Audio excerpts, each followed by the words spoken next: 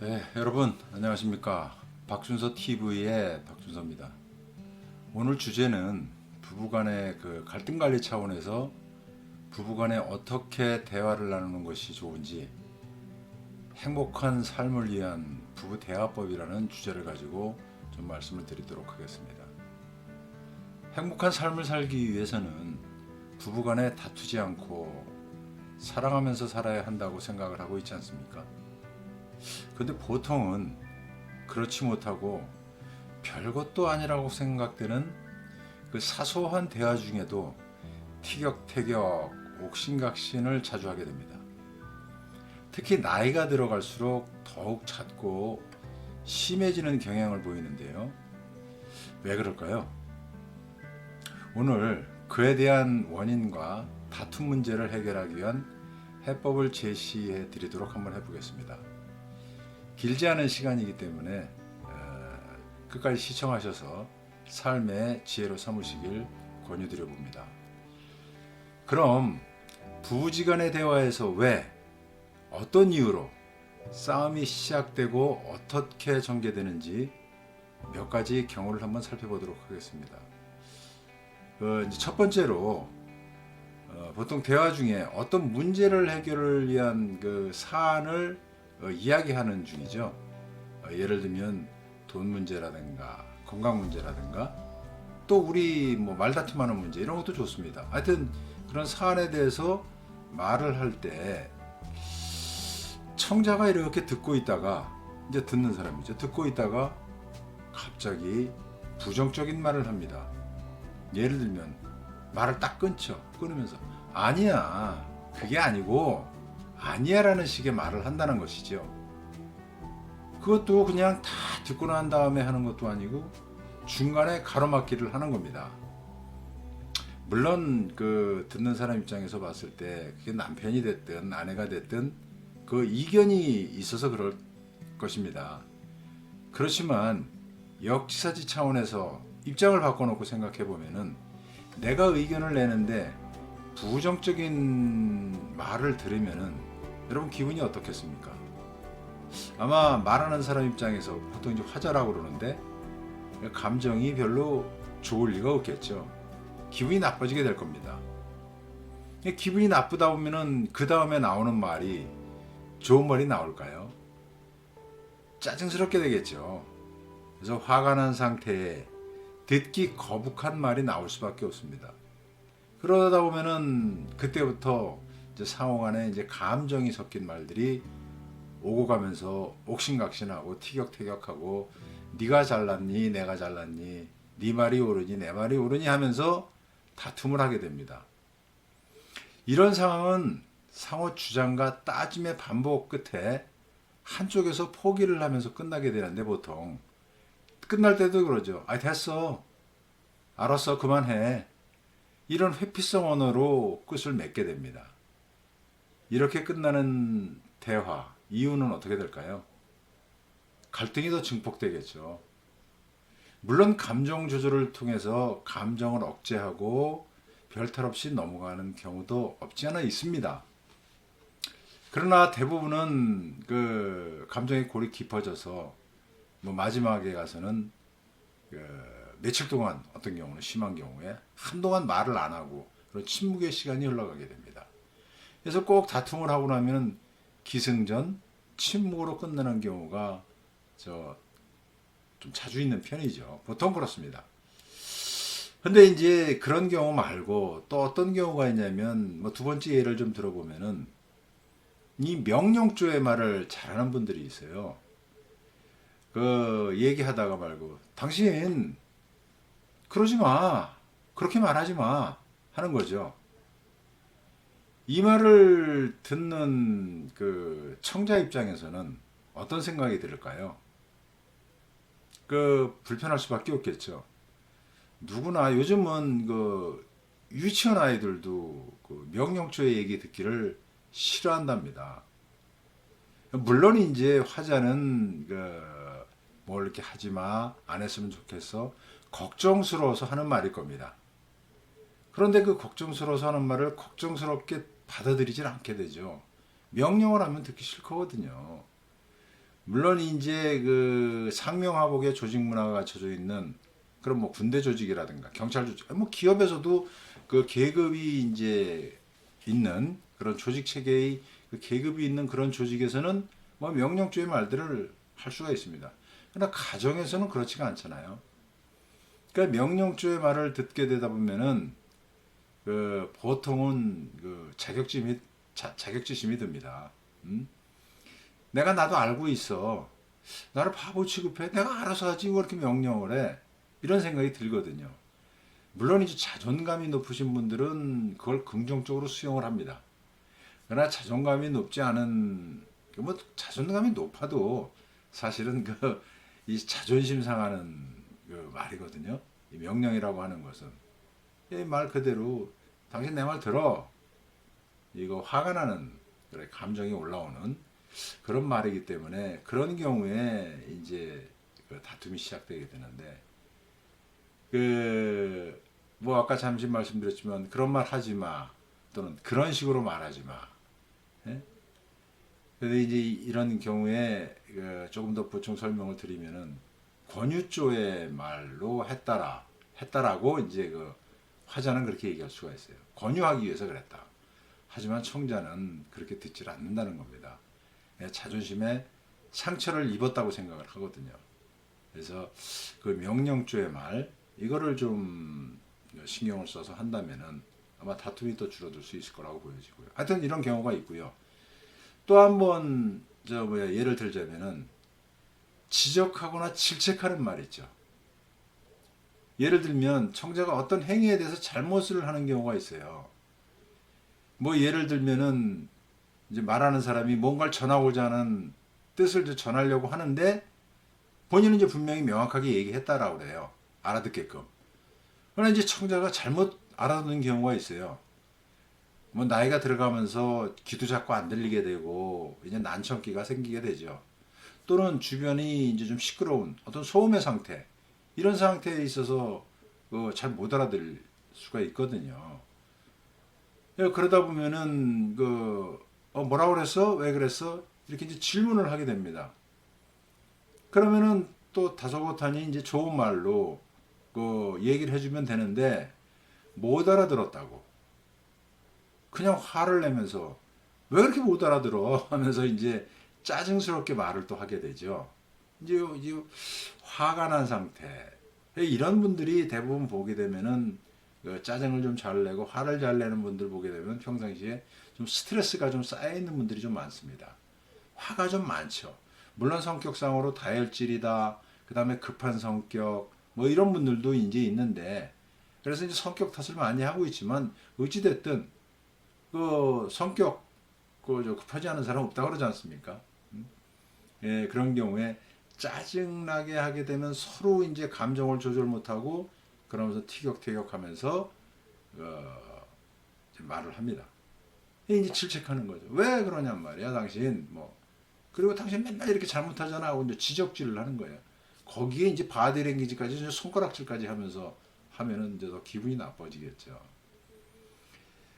누구든 청자는 자기의 잘못을 알든 모르든 간에 지적을 받고 질책받는다고 생각하면은 불편해하고 기분 나빠합니다. 그래서 사소한 일이라도 순간 감정이 이제 올라오죠. 화가 올라오는 거예요. 그래서 짜증을 내게 됩니다. 자신의 상황을 인정도 안 해주고 큰 소리로 짜증스러운 얘기를 하면은 누가 그걸 받아주겠습니까? 그래서 이런 문제가 있다라는 거예요. 그래서 첫 번째 말씀드린 바와 같이 뭐는 얘기냐 부정적인 말, 두 번째 명령주의 말, 세 번째 지적하고 질책하는 말.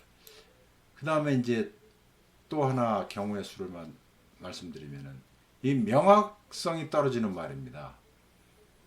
본인은 이제 잘한다고 하는데 구체적이질 않아요. 뭐 주어도 없고. 그럼 보통 이제 여자분들은 남녀 간의 특성도 좀 있습니다. 여자분들은 뭐 얘기를 하면 바로 연관성을 줘갖고 잘 알아듣는데 남자분들이 조금 그런 데서 좀 둔하다 그럴까요? 잘못 알아듣는 경우들이 많습니다. 저도 이제 그런 경우가 있는데 구체적으로 이렇게 얘기를 안 해주고 그냥 이 상상을 해서 이해를 하도록 하는 말들이 있어요. 그 다음에 발음, 발성도 명확하지 않고 뭐 소음 같은 경우도 있을 수가 있겠죠 주변에. 잘 알아듣지 못하면은 짜증스럽게 말을 합니다. 이제 잘 알아듣지 못하는 경우에 청자가 다른 것에 집중하고 있다가 보면은 잘 못 듣는 경우도 있고, 또 화자가 그 전하고자 하는 뜻, 그 혼잣말이 딱 흘리는 경우가 있어요. 어? 그러면 이제 반복적으로 또 같은 얘기를 반복해야 되니까 말하는 사람 입장에서 또 짜증이 나요. 같은 얘기 반복해서 하니까.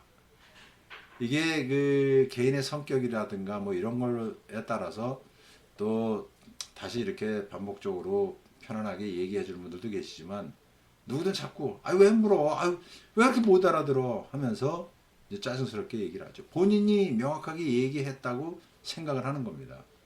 그러나 상대는 못 알아들었죠.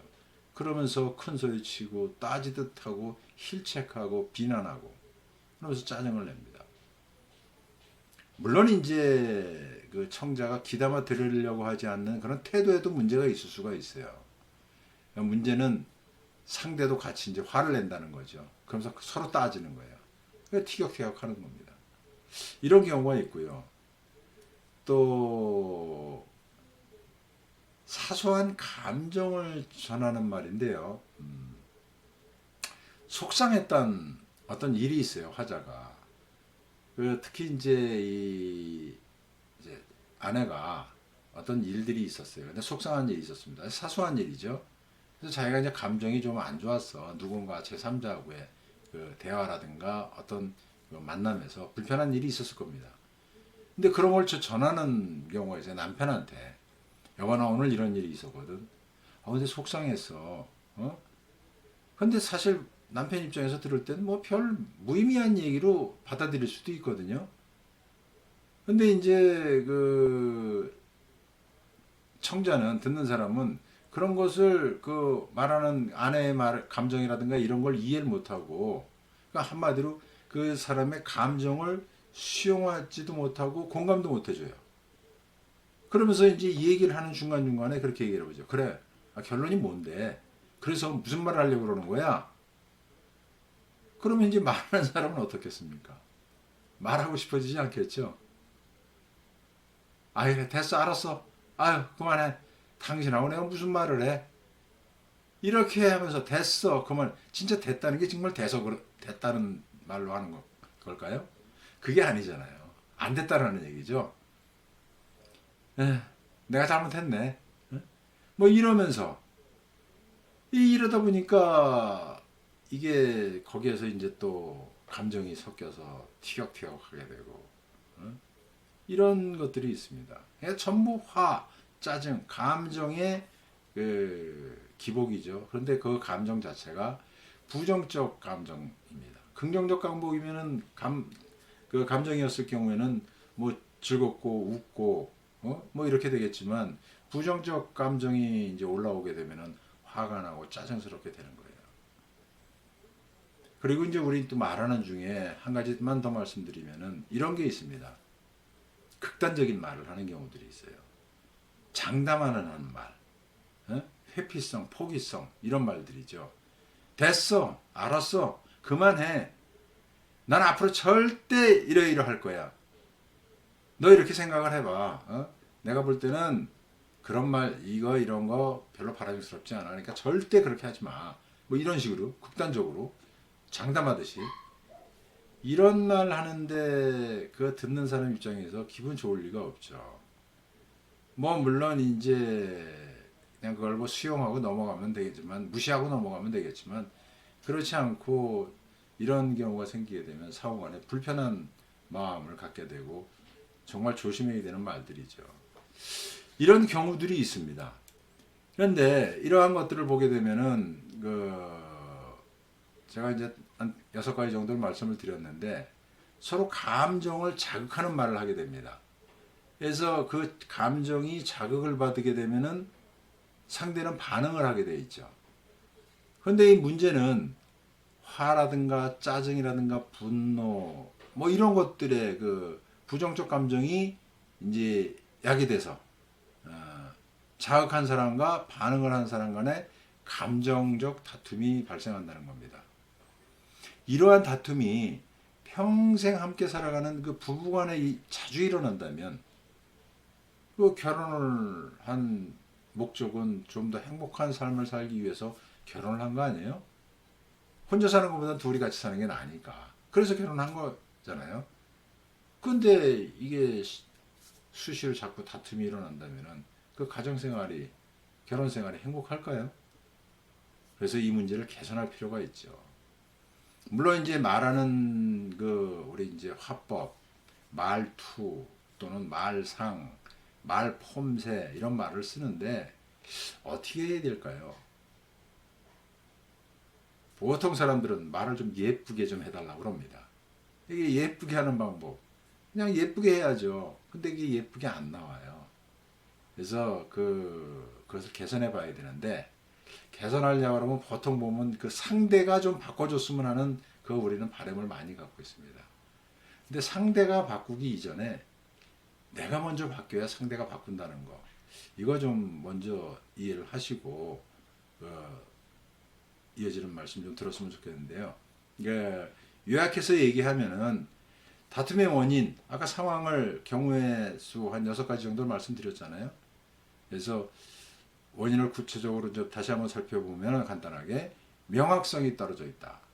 그 다음에 명령조의 말을 한다.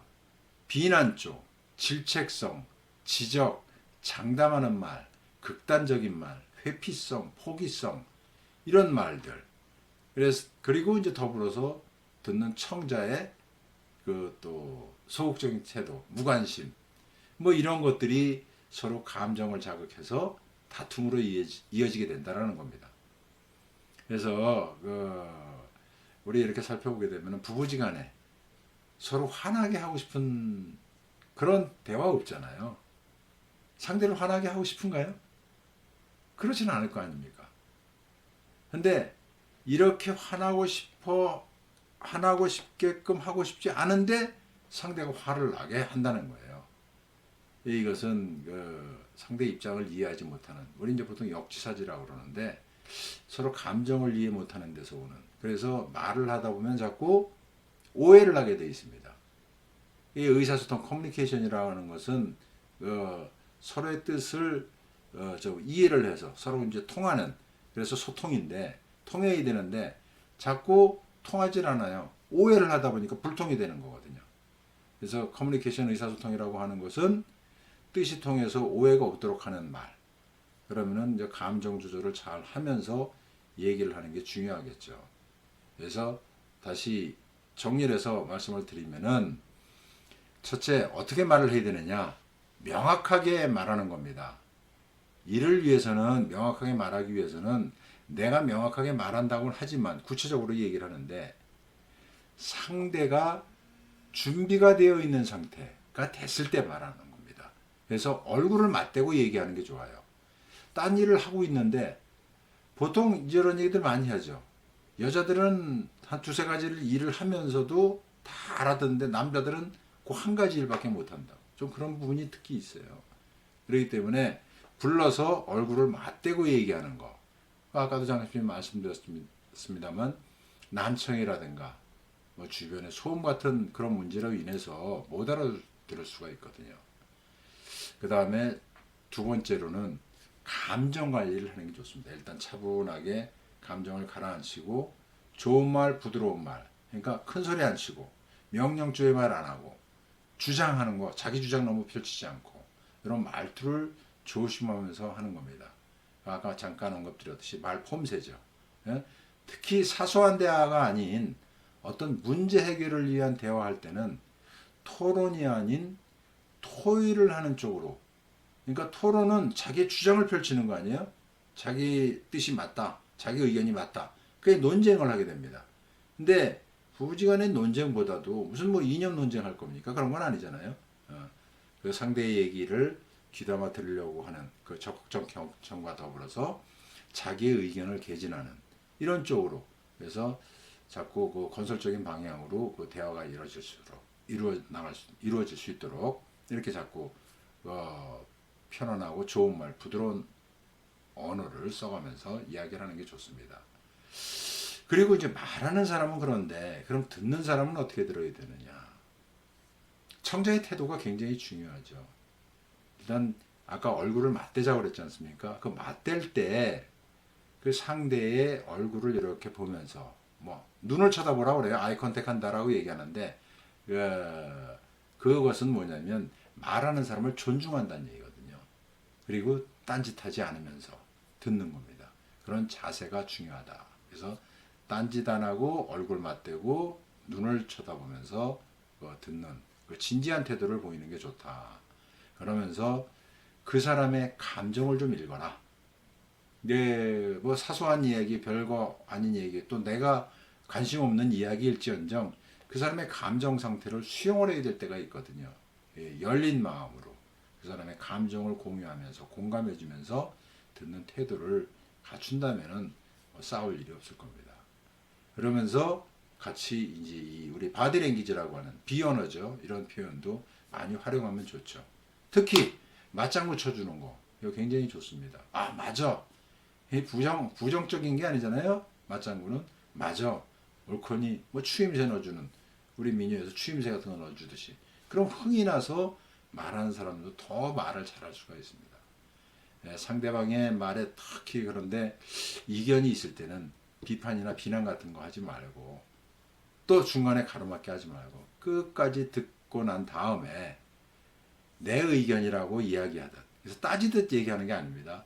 내 생각은 하면서 우리 보통 이제 아이메시지라고 그러는데 내 생각은 내 뜻은 그래서 요청식으로 권유하듯이 이렇게 상대의 의견을 존중하고 하는 그런 어떤 태도를 보이면서 자기의 의견을 피력하는 거. 그래서 굉장히 이제 조심스러운 거죠. 그렇다고 해서 상대의 말하는 거에 대해서 무조건 또 동의하라는 얘기는 아닙니다.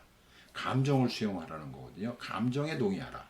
그런데 그 말 내용에 동의하라는 건 아니에요. 그냥 내 의견이 있으니까 의견이 다르기 때문에 그런 걸 염두에 두시고 두 분이 이제 그 서로 이렇게 대화를 나눈다면은 아마 다툼 없이 굉장히 행복하고 즐겁게 대화를 이어갈 수 있지 않을까 이렇게 생각을 한번 해봅니다.